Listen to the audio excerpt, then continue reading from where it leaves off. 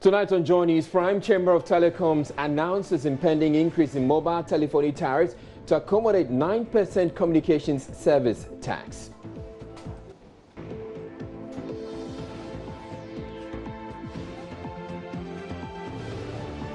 After decades chasing and jailing narcotic offenders, Parliament has set in motion the process to draft a new law that will decriminalize use of narcotics. People who use drugs must be offered support, treatment and protection rather than be faced with punishment and a criminal record for drug use. Residents of Central Region Capital affected by several hours of rainfall on Wednesday seek shelter to pass the night after their homes were submerged. As you can see from the water, the limit at which the water came to our room. So anything that is on the floor. So now I'm here to even sit down with the papers which I've swept them away. So because I work with papers, so definitely I'll be affected on that.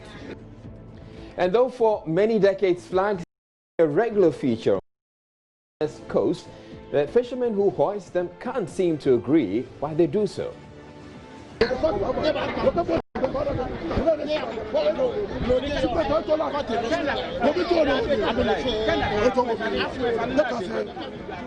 We'll bring you that argument. I'm Israel. Joy News Prime comes to you live from the Joy News studio at Kokomlemle here in Accra with digital address GA0992539. Stay tuned in.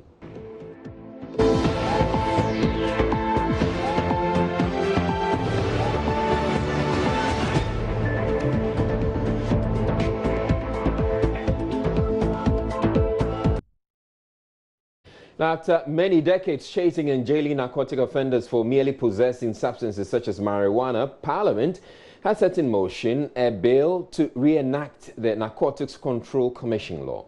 One fundamental difference between the existing law and what is now being considered is that drug users and addicts will no longer be treated as criminals who get incarcerated, but persons requiring medical attention.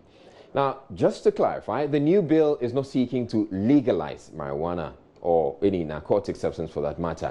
It is only to decriminalize its use. Addressing Parliament after the presentation of the report of the Select Committee working on the bill, Interior Minister Ambrose Derry explained the changes are to accommodate modern trends in fighting narcotics. Mr. Speaker, the drug menace, as you recognize, is a very serious problem in the sub-region, and therefore there's a need for us to have a robust legal framework to deter traffickers and to take profit out of the crime to make it unattractive. Mr. Speaker, another key issue was the importance under this act to make drug addiction and use to be treated as a health issue, not just as a criminal offense. This development was never envisaged under the existing law, and so issues of drug use and addiction were treated merely as criminal offenses to be punished under the law. Under the new bill, there is now provision which is emanating from good practice adopted by the United Nations Office on Drugs and Crime, so that there is treatment of drug use and addiction as a health-related issue, which will not make it possible for us to put in place facilities for treatment and rehabilitation of addicts. And this new development has clearly also been captured in our bill. Now, ranking member of the committee and former Deputy Interior Minister James Agaga asked the House to expedite action on the bill. Mr. Speaker, it is my prayer that the disease that afflicted the bill and made it impossible for it to be passed by the 6th Parliament will be cured by this House. Mr. Speaker, the bill raises very fundamental issues which should engage the attention of all. And those issues raised in the bill, Mr. Speaker, if the bill sees the day of light, will go a long way to help mitigate the long-standing suffering, unnecessary suffering, that we have subjected citizens of this country to through the enforcement of the existing legislation on narcotics drugs law enforcement, which, to say the least, has been very draconian and has not really helped so far as the rehabilitation of drug users and addicts is concerned.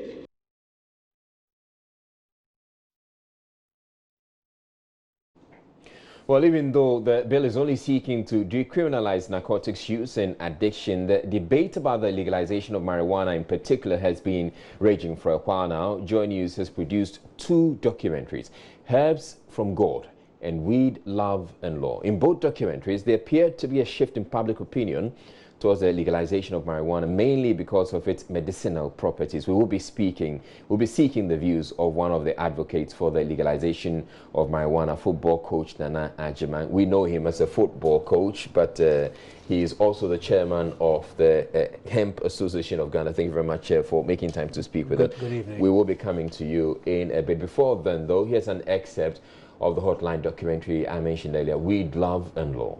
All right, so as I indicated earlier, we've been joined in the studio by Nana Agyeman. He's the chairman of the Ghana Hemp Association.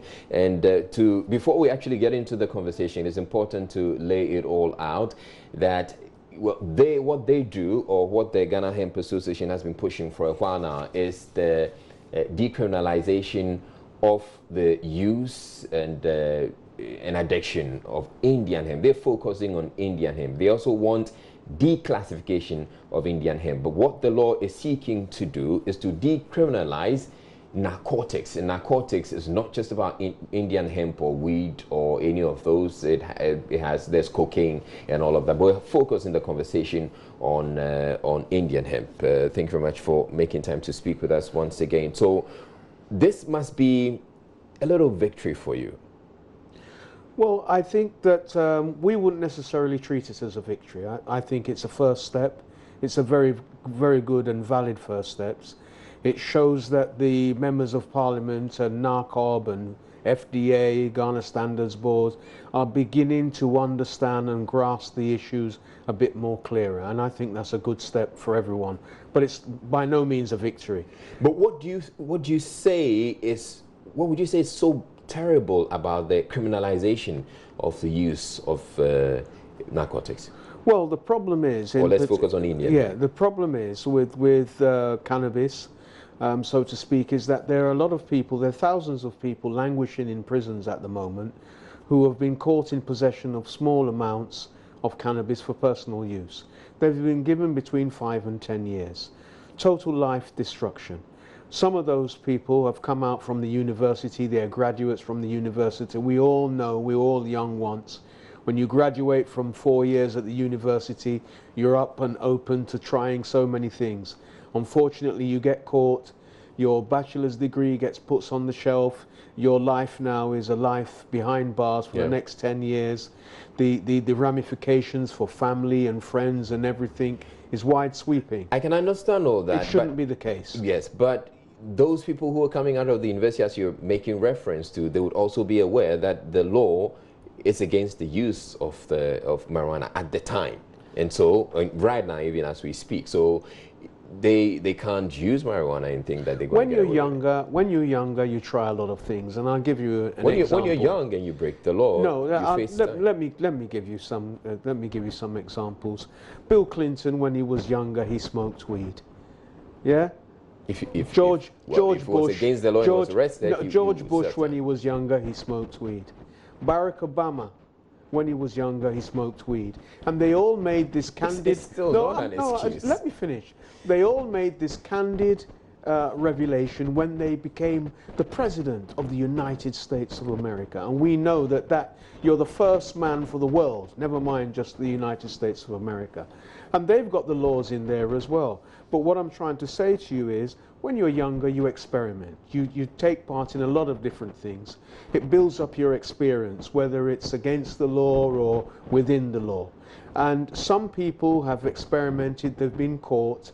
And what we are saying, and what Parliament is now saying, is that, incarcerating them in prison for 10 years is destruction. You are destroying their lives for one mistake.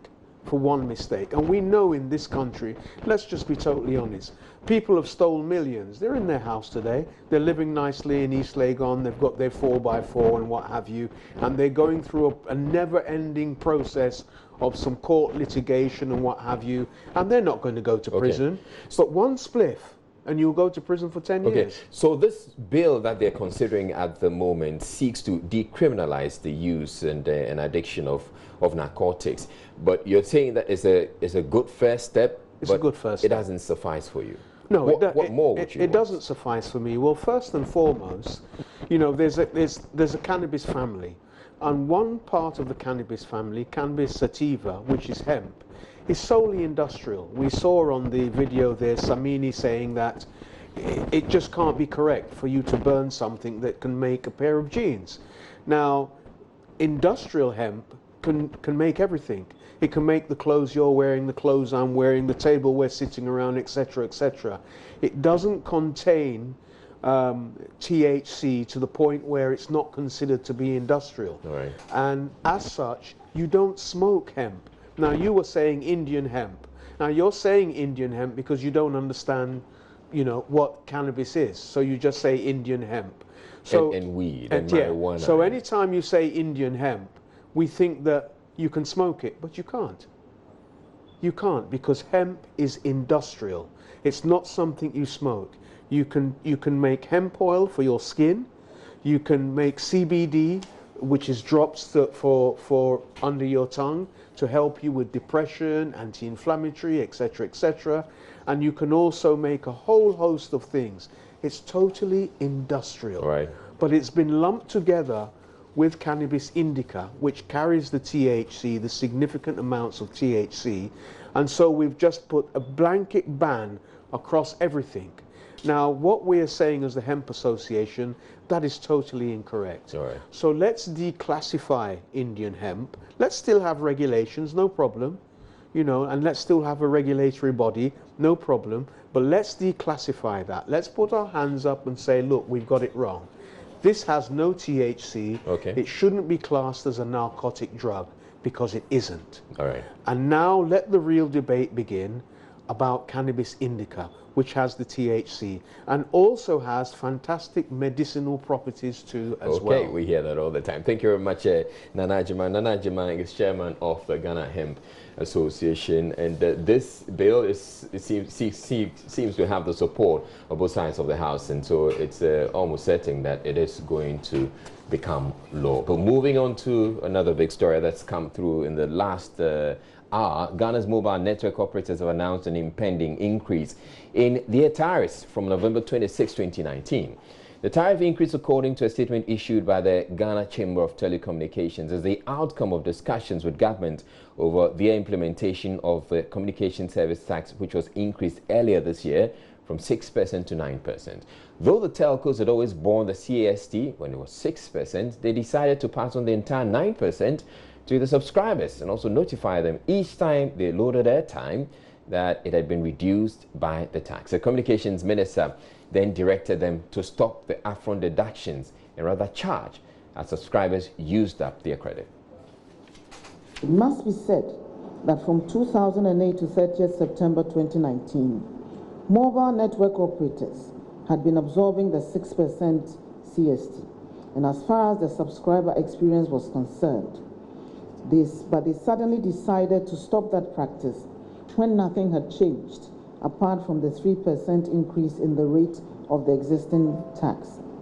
GetFund, NHIL, and VAT levies are all deducted based on usage and not on an upfront deduction upon recharge.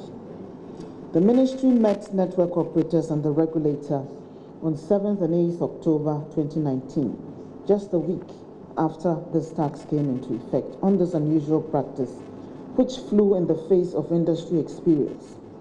And we were informed by the network operators that they took advantage of the 3% increase to pass on the entire tax to subscribers. This has effectively increased their profit margins at the expense of subscribers, when there has been no other change in their operational environment. Whatever they may have lost in absorbing the 6% CST, They more than made up for it by refusing to roll over credit that had been paid for by consumers but remained unused on the expiration of the bundle period.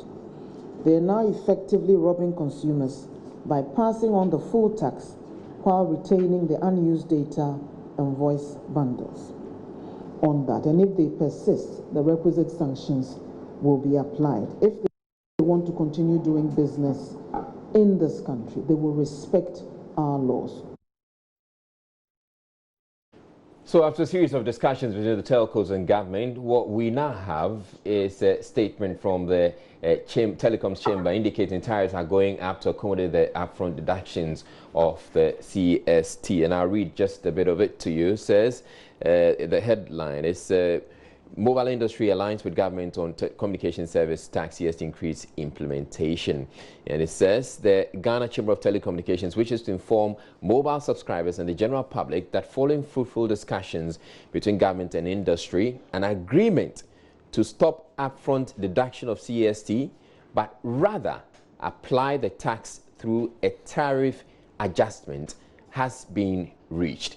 And then it goes on to the third paragraph, and this is also something that should be of interest to you. However, we understand stakeholders' concerns and have aligned on the current agreement to implement a price increase to pass on the tax instead of upfront deductions. It is worth noting that despite this arrangement to stop upfront deductions, GRA will still calculate and account for the CST as an upfront charge. And it goes on, says, the price increase will take effect by November 26, 2019. Now, joining us via phone now is the Chief Executive of the Telecoms Chamber, Engineer Ken Ashigbe. Good evening to you, sir. Now, can you... It's the Ghana Chamber of Telecommunications. All right. Ghana Chamber of Telecommunications. Thank you very much. Now, can you confirm that the agreement reached with government is for mobile tariffs to go up?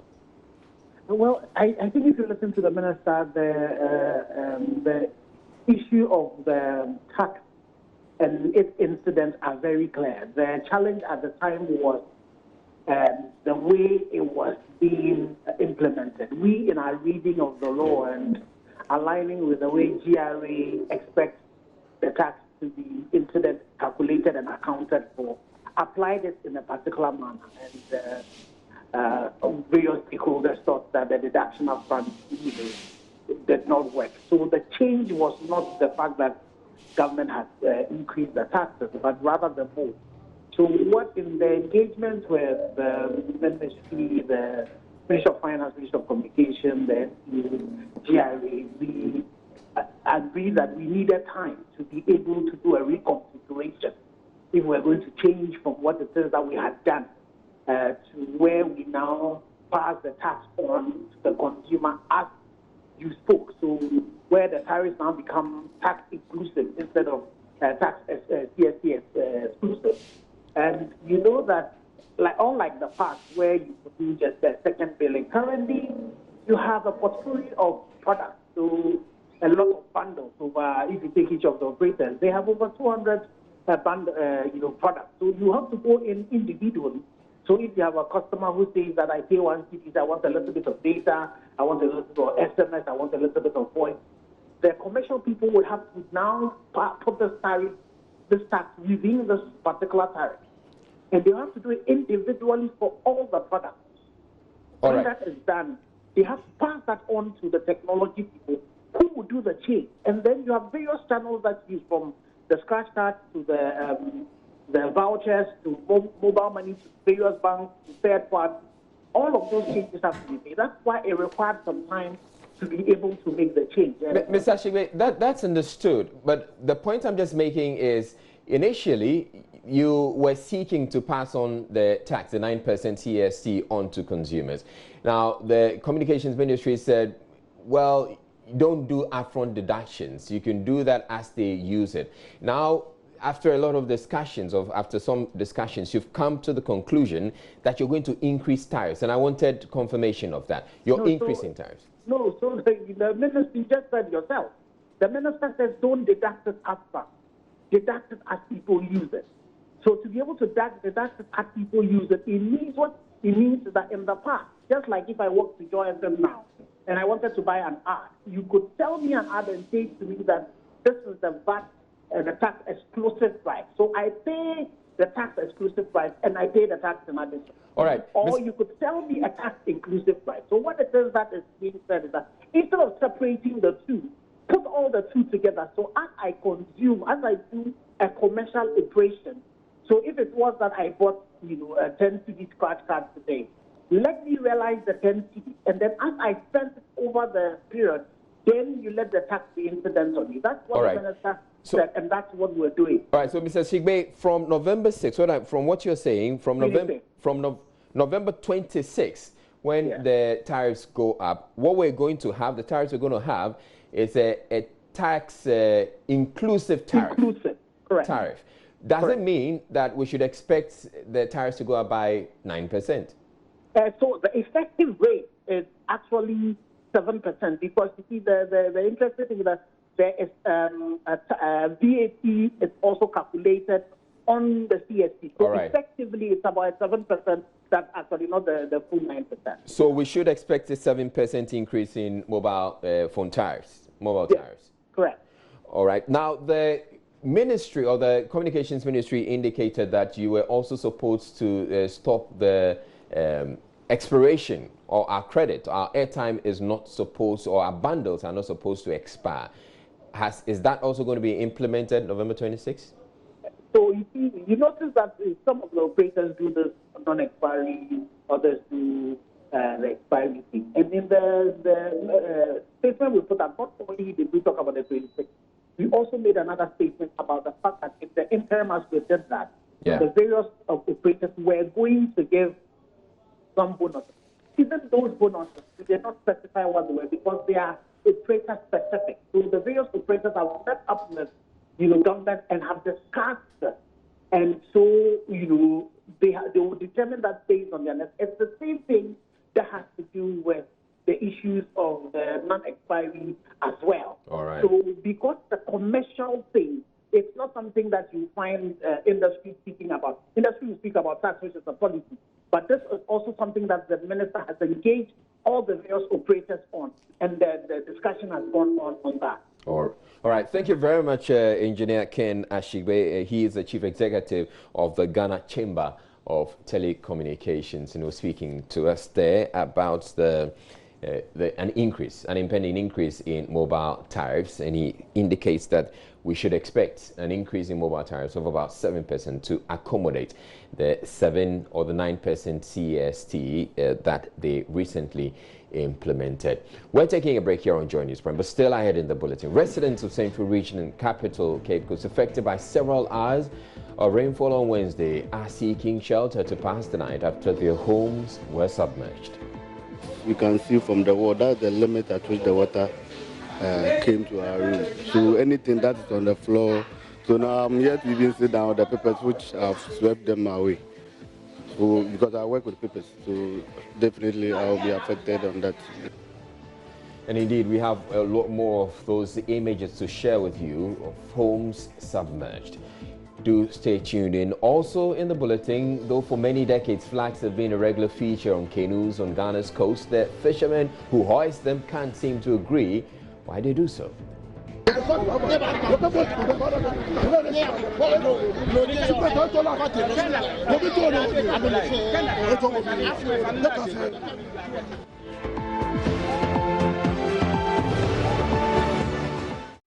Physiotherapy department at the Fiankwanta Regional Hospital in the Western Region, Rodelin Okai, has expressed worry about the growing number of cases of stroke in the Western Region over the past 7 years.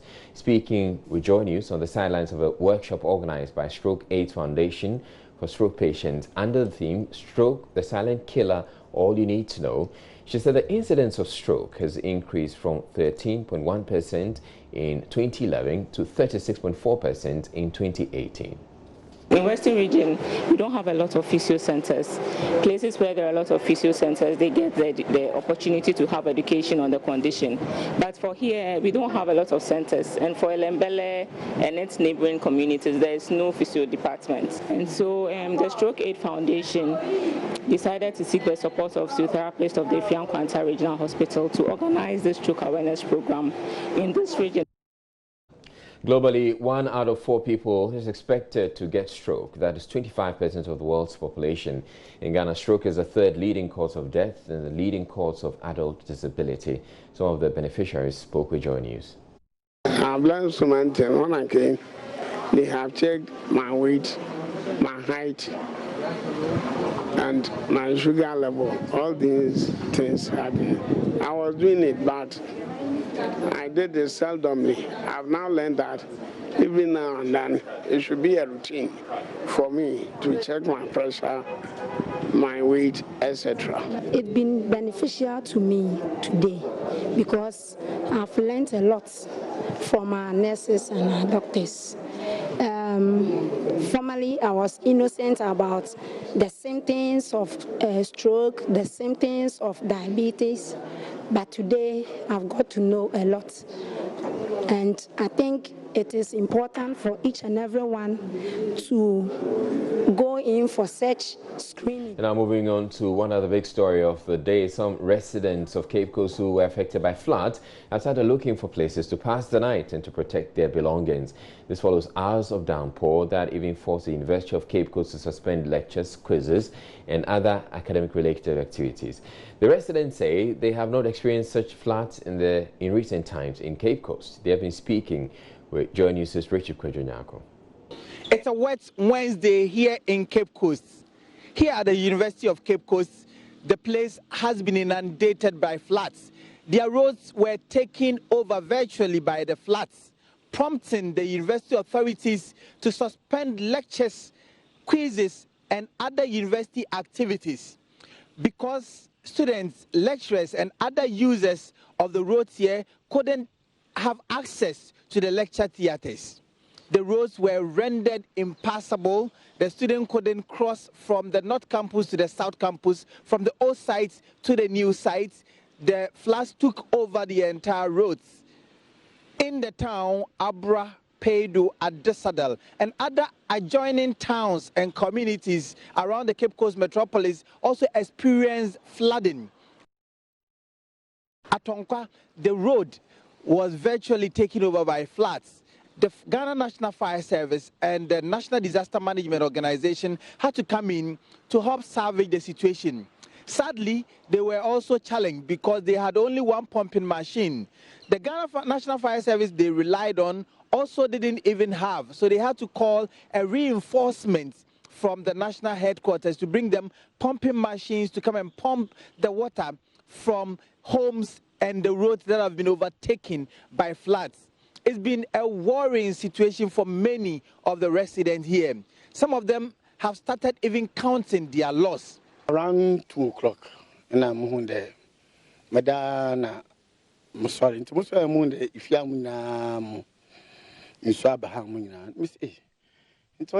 Around 2 o'clock, I woke up to find that water was rushing through our rooms. It was forcing the doors open. We had cars and other things here. About 5 cars were here. The water had taken over them. We had to drive the cars out of the gates. We decided to salvage our items at dawn.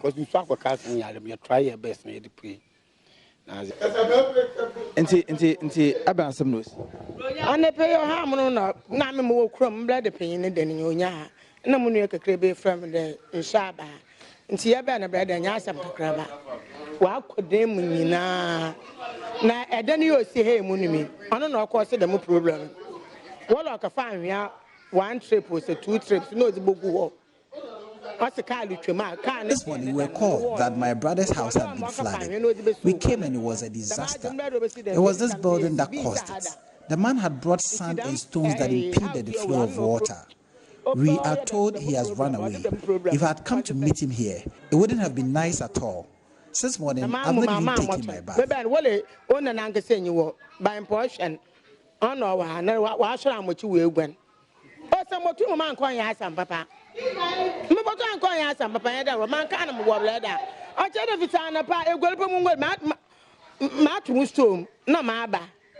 Me, for instance, I work with papers. So, as you can see from the water, the limit at which the water came to our room. So anything that is on the floor. So now I'm here to even sit down with the papers which have swept them away. So because I work with papers, so definitely I'll be affected on that. What do you envisage might have caused this? Actually, from records as I asked before I came here, they were telling me like it has not been a regular thing that has been happening. But when the whole incident was going on, we saw that there was some sand which was hit at the entrance of some waterway. So when we noticed it, we have to rush to that place to clear that thing off. Though we have not informed the owner, we don't even know the owner. We have to clear that thing off. That's what made the water even flew away, and now I think here it's a little bit okay for us.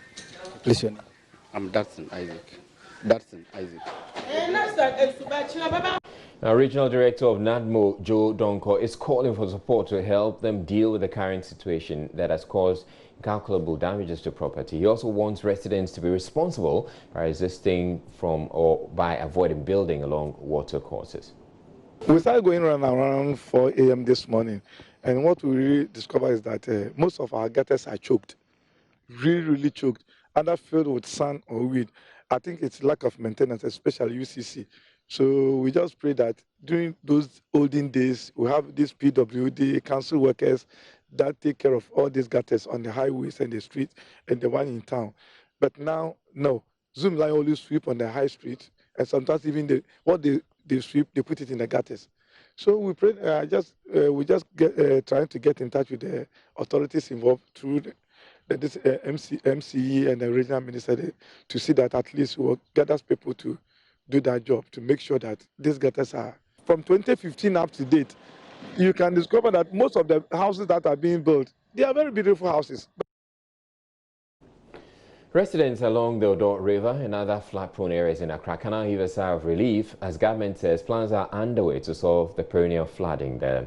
Information Minister Kojo Nkrumah revealed Cabinet has approved a $200 million facility for the Accra Resilient and Integrated Development Project. Here's a report by Philip Anker read to you. On Monday, heavy rains left parts of Accra inaccessible due to flooding. The Temamoto Way was also flooded, leaving it unmotorable for hours. Residents of flood-prone areas have over the years called on the government for assistance, and now help seems to be on the way. Briefing the media Wednesday, Information Minister Kojo Nkrumah disclosed plans are underway to find a lasting solution to the menace. 4 ministries are spearheading this project. They include the Works and Housing Ministry that is chairing the interministerial committee on this, Sanitation and Water Resources, Zongo Development, and local government.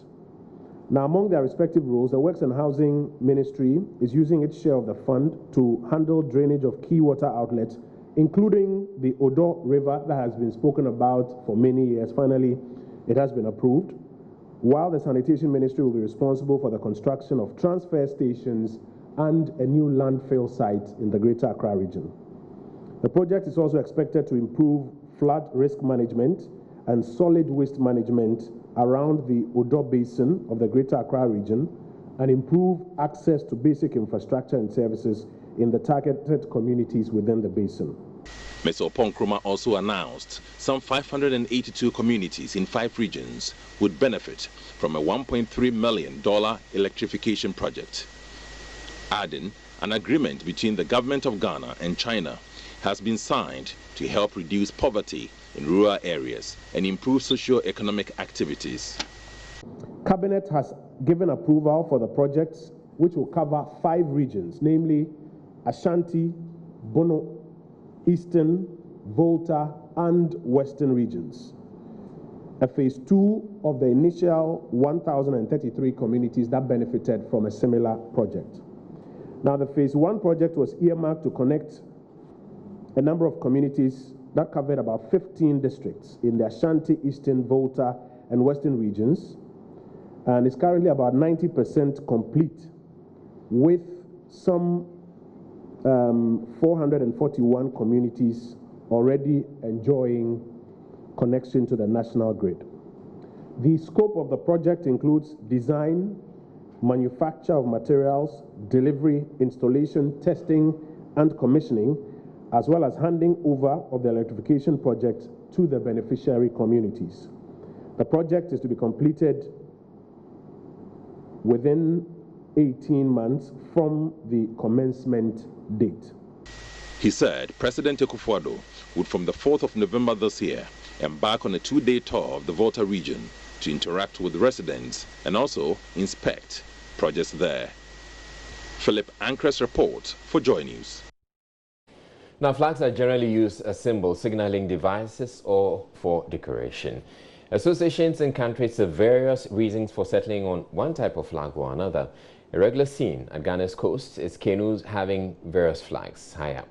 Joy News' Joseph Akable spent some time at the Tema fishing harbour where an argument ensued among fishermen on why they sail with distinct flags.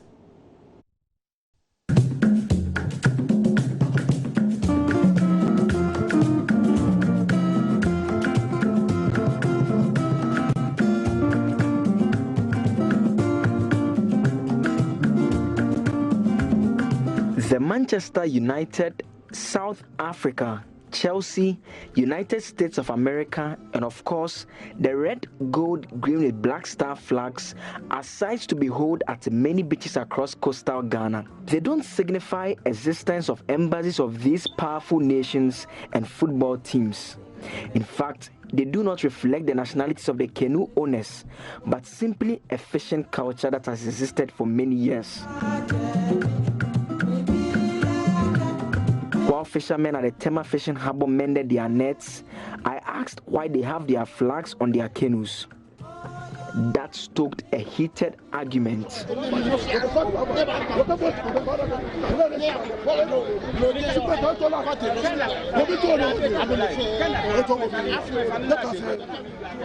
Two fishermen will be selected to officially speak on behalf of their colleagues.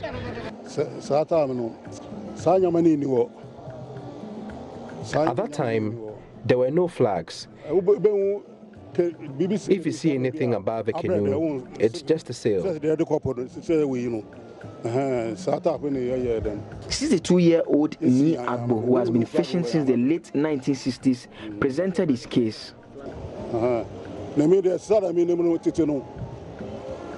What I know is that in the past, it was used to signal other fishermen that someone had a problem. It could be that his equipment is damaged. Sometimes we go far and we can't see land, so it's difficult. These days, they just choose any flag they like. Sometimes the team they support.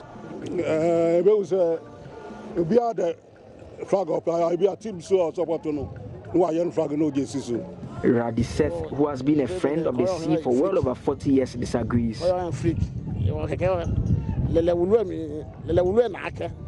The big ships identify the canoes by their flags. The flags are not for beautification, but for identification. For life.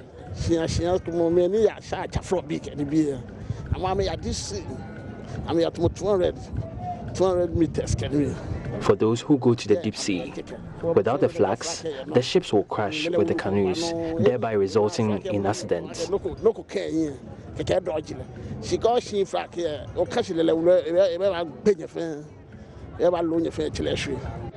This story sought to know why fishermen hoisted various flags in their canoes, but it's obvious that the reasons are varied and lacking consensus.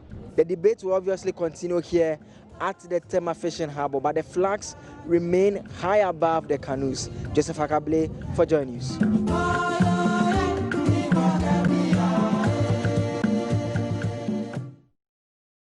Now, Greek Minister Dr. Usefriye Koto has announced a plan to ban the importation of rice and poultry as government implements policies to protect the farmer. In an exclusive interview with Evans Mensah, the minister explained government has begun engagement with local farmers towards achieving this goal.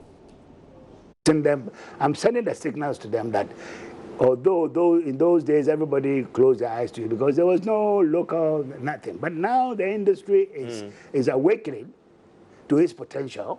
So we have to protect the local farmer against the farmer of America and Brazil. And in what ways exactly are we doing this?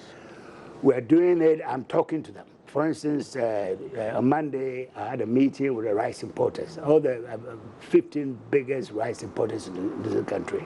I told them, look, this is what government is doing. We're a private sector government. We support business, so we don't have anything against you. In fact, we want your businesses to bloom. But we think we can do it with local production, giving jobs to our farmers, and creating the jobs for our youth, and so on and so forth. They understand. But now is a mechanism. You see, you have to be able to engage people. And we are doing the same thing with the poultry importers. And so we want to establish the local capacity to produce what they are importing. Once you have the local capacity, then the plan is what? Oh, yeah, the plan is that we say, hey, guys, stop. Stop importing rice, stop importing poultry. Yeah, because we have enough production locally. But until you have production locally, you're just punishing the consumer. And your plan is to turn this around in 3 years? Yes. So you're saying that in 3 years, if all goes well, yes, we will have a situation where we will stop importing through policy. Yes. Stop importing rice. Yes. Stop importing poultry. Yes. That is ambitious. No, you always say this is ambitious. When I say ambitious, I'm talking about over-ambition. Ghanaians are very timid. You see, some of us, we know what we are talking about. Because of the muscle they have. No, they don't have any muscle. These are powerful industries. Listen, I am the Minister for Food and Agriculture. They have to come to me by law.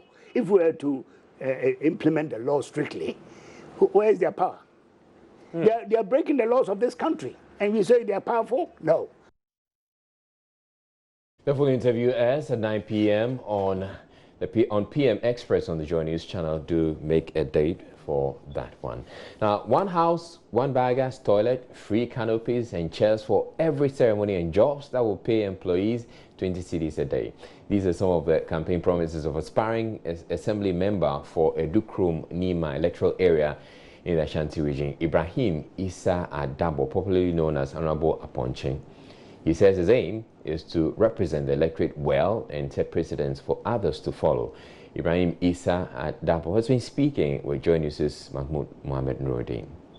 Honorable Aponche, Yebeto Amawo. Honorable Aponche, no one challenger. Everything when in the Mweti, Obiara ni o. Semreno so Yebedi or Moson Kuni. When I'm camp power, I'll make sure that every house will get one biogas toilet, which is Oflashi and Ashi. You see, so I'll provide every one house one toilet for Garubas. Me, when I'm camp power, I'll go and lobby to get some work for them so that I'll provide some factory there, which is every day I'll pay them 20 cedis for salary. So far as I'll get some achievement or some achievement for that work.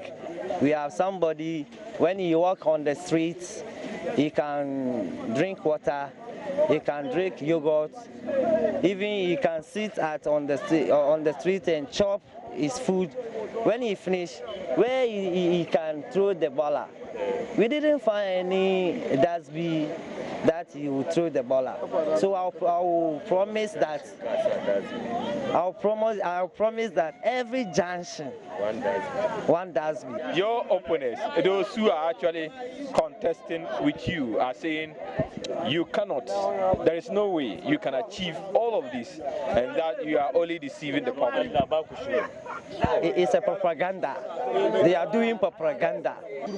If you are in party, you can never come and stand to be an assemblyman, because Constitution Article 20, centralization, local government and rural development, are saying that nobody should, on your poster, you can't take any party color on it, or you can't take any party symbol on it. Even if you are in party, you cannot come and stand to be an assemblyman.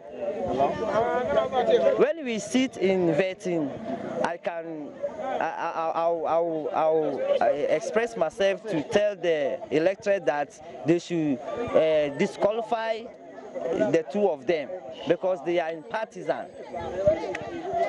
So far as a constitution has said that if you are a party, you can never come and stand. So Forget about what they are saying. It's a propaganda.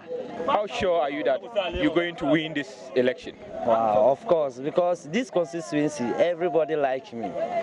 Old man, old woman, children, boys and girls, ladies, boys, you all individual in this area love me. They love me. They are like me to be an assemblyman. When they pass or when I'm on the street going to my place, they can scream and call me Akuya, Allah Jazamanin Akuya, you go win Akuya inshallah this election you win. So that will show me that I'm gonna win. Finally, let's talk about are you married? No. Why? You know, married is God time. Yeah. So if God will, inshallah, I'll marry. I don't know, even tomorrow or next week or next month, God will tell, inshallah. Have you found a You know, in politics, they didn't ask about like you marry or you don't marry at the community or at the assembly, because we have some parliament candidates in Akutia who took Baba Jamal. She's hairdressing. She didn't marry, but she's in parliament. How many children do you want to born? 5. Yeah. Because you know Muslim, we marry 4. I'll make sure that I marry 4. So all of them will born 5 for me.